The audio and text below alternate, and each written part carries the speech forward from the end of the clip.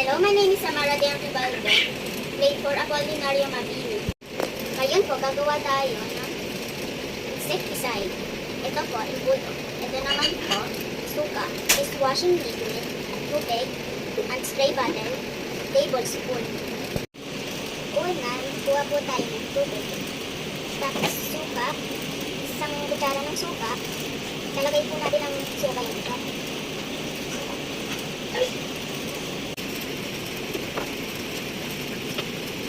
Ayan po, dishwashing liquid.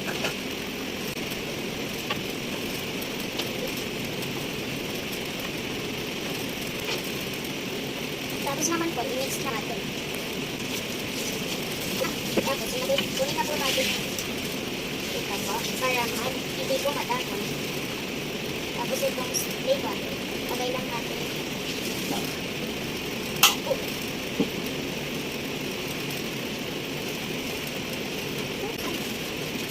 Okay na po. Linisin lang po natin ito para malinis. Tapos lagay na po natin yung natin.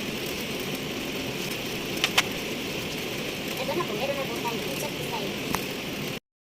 Ngayon po, isi-spray na po natin ito sa yung insecticide sa halaman. Ngayon, tapos na po. Ayun na po, tapos na po. Thank you for watching, guys!